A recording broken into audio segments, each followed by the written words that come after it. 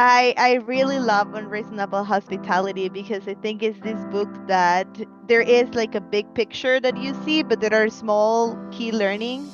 And I wanted to stay with just one if I can. I'll try. Sure. Um, and I will steal yours, Kevin. It's like the way you do one thing is the way you do everything. I love this book because I can see how a 26, 29-year-old guy it's having this idea and then he achieves it in 7 years, and it's something that takes time, takes sacrifice, and takes leadership as well. So I love this book and his way, his journey as a leader as well. What was your favorite story? My favorite story about the book? Hmm?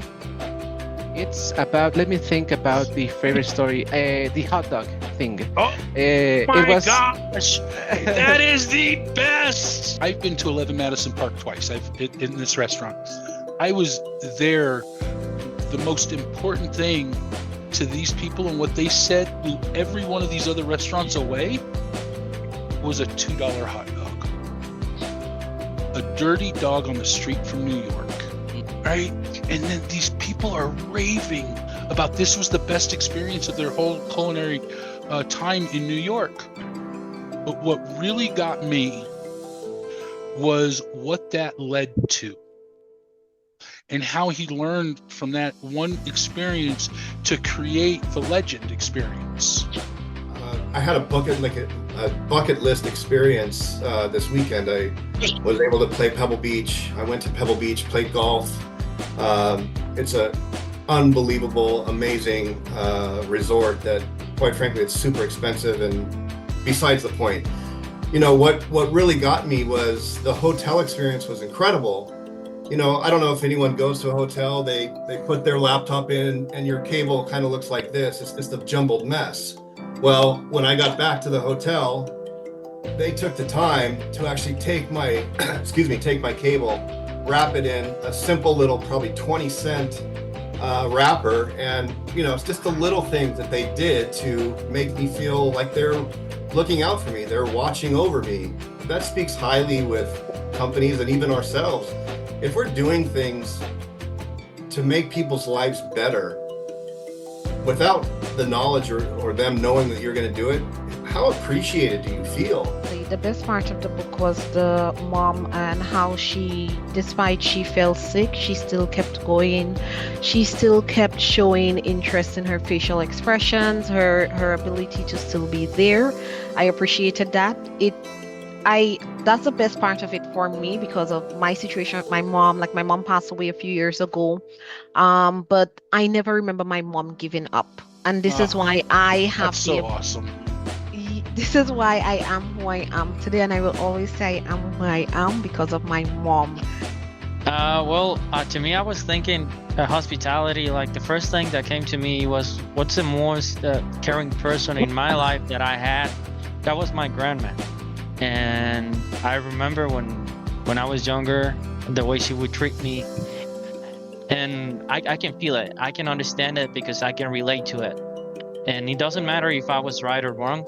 She would just do it because she loved me. I know I don't love my clients, but I can relate to that. You know, he discusses how we need to hire slow and intentionally. We hire a person, not their resume, right? So he had everybody that was coming into the restaurant start working as a server, no matter what their previous experience was, right? And this obviously helped him weed out the people who might not be a good fit. But the powerful message for me was that when you're hiring, you need to think about how this particular candidate will impact the morale of the rest of the team. Because if you hire someone lazy or just to fill up the position, the performers, the top performers, the people that are doing really good are going to be punished with more work, even though they're doing an excellent job. Right? There's a story in the book about when he was working at a restaurant and he kind of like broke a lot of plates, right? And then the chef's coming in screaming at the top of his lungs and scolding him. It's like, I don't need anybody else telling me these things, right? And I was thinking, he said that he would never forget that moment, right? And I think it's really important for us as leaders to understand, and like what we were talking in the beginning, right? The law of timing, so that we don't create resistance, but we also don't create that negative feeling within our agents, right? And we have those conversations. We want them to be receptive. We want to inspire them, right? And it's easy to create that resentment. And sometimes for us, we don't notice it, right? It could be just a few words, but for them, they could linger in their thoughts for the next few weeks. Make the charitable assumption, Assumption. right? Yeah, right. Generous. Yeah, right. And always assume the best in people. And I think for that resonated so much with our particular task on the front end in sales, because a lot of times when we talk to people, I mean, we get people on the line who are just going through it, just really tough life situations. They're sometimes not in the best attitudes. And then we also service 32 states.